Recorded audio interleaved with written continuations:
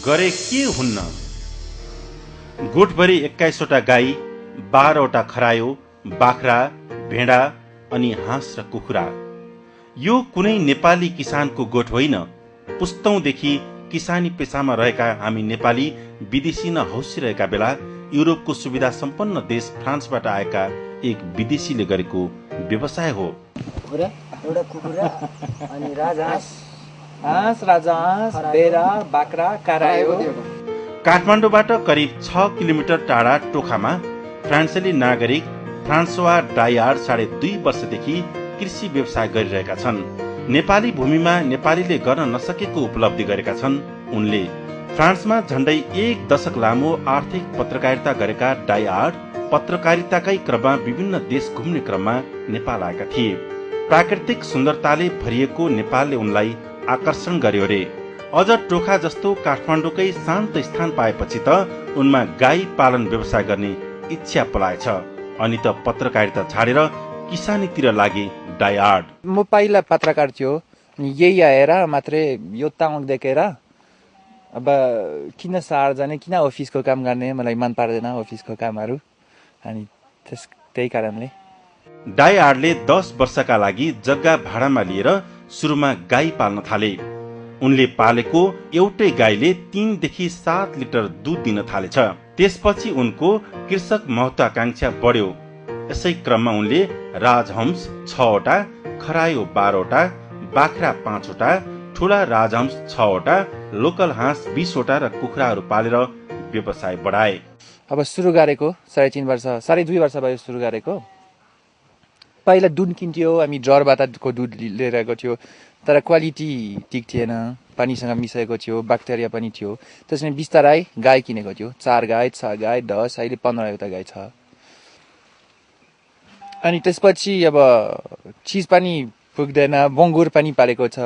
अनि अहिले अनुभव नभएर कोसिस गर्दा गर्दै हामी अहिले बाख्रा छ, बेरा छ, करायो पनि छ, राजा हाँस अनि बङ्गुर थियो तर मारिदियो अनि सोसेज बनाएको।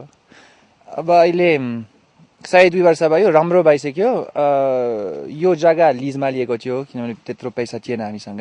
काठमाडौँको जग्गा महँगो हुन्छ, त्यस कारणले अब अहिले बाख्रा जग्गा पायो किनेको नुवाकोटमा।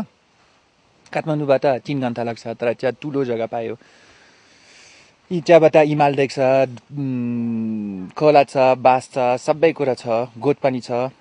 अब अहिले लोन लिएर त्यहाँ नयाँ कारखाना बनाउने, गुफा बनाउने अनि गोठ सोत बनाउने अनि सार्ने।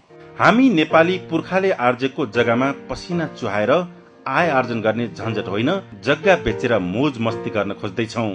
यता विदेशबाट आएका यी मानिसहरू हाम्रा खेत खोस्रेर लाखौंको आम्दानी गर्दैछन्। यी फ्रान्सेली नागरिकले गाईको दूधबाट चीज बनाई काठमाडौँका 5 तारे होटलहरूमा बिक्री गरिरहेका छन्। 6 जनालाई रोजगारी पनि दिएका छन्। नेपालीलाई मात्र होइन, विदेशी समेत आएर काम गरिरहेका छन् उनीसँग काम गरिरहेका 2 विदेशी मध्ये 1 जना त गाई पालन सिक्नकै लागि पोल्यान्डदेखि आएका छन्। चीज, ससेज र मासु समेत बेच्छन् उनीहरू। काम गर्न लाज मान्दैनन्। गाईको गोबर सोर्नेदेखि दूध दुहुनेसम्मको काम आफै गर्छन्। अब म 3.5 वर्ष पहिला आयो नेपालमा, यही बस्ने मन पार्यो। प्राकृतिक राम्रो छ, मौसम राम्रो छ, वातावरण राम्रो छ। काठमाडौँको जस्तो होइन, तर काठमाडौँबाट नजिक पनि हो।